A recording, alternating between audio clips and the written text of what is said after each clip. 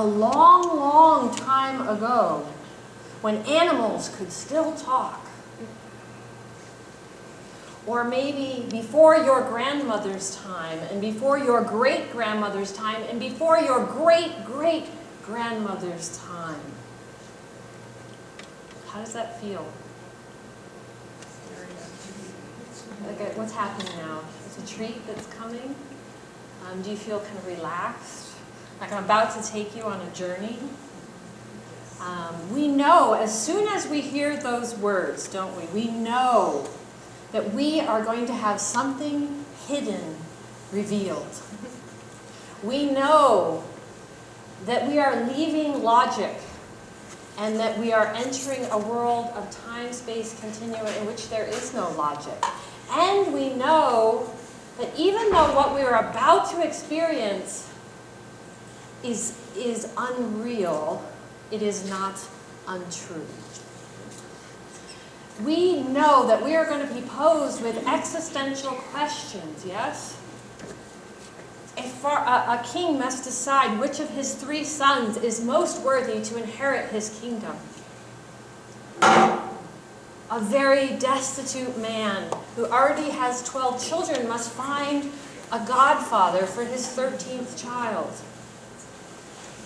A poor motherless child who has no shoes must comb through the refuse piles, picking up scraps here and there to piece together her own pair of handmade red shoes. We know we're going to get an existential question. We also know that there's going to be evil. Who's the evil one? Guesses? You can talk. The witch. We wait for the witch. Who else is the bad one? Mother-in-law. Wait, let me give you a hint. The big bad wolf. And as soon as they appear, we know that there is evil. But we know just as well that there will be good. Right? And they will appear as well. We know that there will be tensions between this good and evil. We know that our protagonists will have tasks, or trials, or adventures. We also know that there will be a resolution, and that we will be offered pathways through, yes?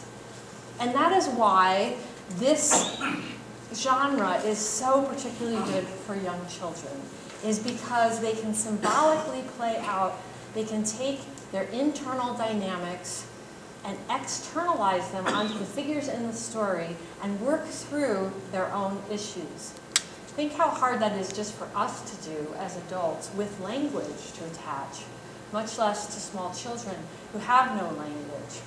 And so I'm going to show you tonight a little bit about why folktales, and particularly the old folktales, are psychologically vital for our children's development. So I put this up to remind me to tell you about the children's capacity for animism. That is, everything for them is alive. Every rock, every tree, every part of their body. You think about children's books, the animals talk, they're alive. When I'm going to pick on my son and my daughter in this presentation, when my son was little and it snowed outside, he used to look out the window and say, "Oh, Mommy, the trees got old overnight." My daughter used to say that it was raining because the trees were thirsty. And in my son's most favorite story that I tell about him, there was this moment when he was about 4 years old. He was in his car seat. We were going over that dip in the Benicia Bridge. Remember that one that used to be there where you go, woo! And he got that feeling like he was losing his stomach. And he said, "Ooh, Mommy, my penis got a little bit scared there."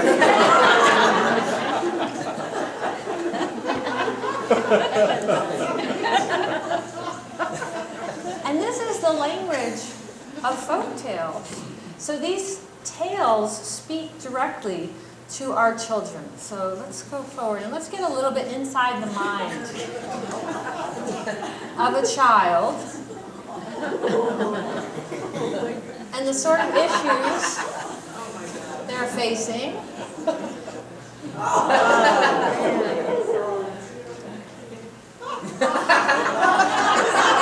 Okay,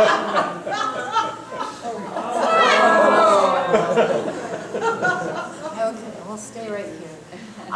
So I want to kind of do a little group work now on what does a child worry about? Because we think of childhood as being this idealistic time of no worry, and yet it's very charged with unmanageable chaos for most children, particularly because they don't have the language to tell us. So I'll give you a couple of examples from my own life. When I was young, my brothers and I would go outside and play, and my father said we had bats where we lived that would come out right at dusk. And my dad would say, if you don't get inside before the bats come out, they will, does anyone know? They will lay eggs in your hair, and it's so sticky that we'll have to shave your head, and you'll have to go to school with your head shaved. And this terrorized me as a child. I mean, as soon as the sun would start to go down, I would run as fast as I could to the house because those bats were going to come lay eggs in my hair. And even now, when I see bats, I think, oh, even though I know intellectually that they're not going to lay eggs in my hair, I do remember going to camp and they taught this song. Does anyone remember this? Bats eat bugs, they don't eat people. Bats eat bugs, they don't fly in your hair. Bats eat bugs, they eat insects for dinner, that's why they're flying up there. And I was like, no, not true, it's not true. I also remember even having a really healthy, loving set of parents, having these angsts. Like, I don't know if this happens to any of you, but I remember standing in the grocery line as a little girl, and my mom would forget something, and she would go to get it. Do you remember this? And the line keeps going, and you're getting towards the front, and you have all these groceries, and you're 6 years old, and you're just losing your mind because you're thinking, oh my God, I'm going to get to the front, and I'm not going to be able to pay, there's people waiting, and it was just this horrible angst. So I want you to just take a minute, talk to the person next to you about what are some of the things you remember worrying about as a child. Talk to each other for a second.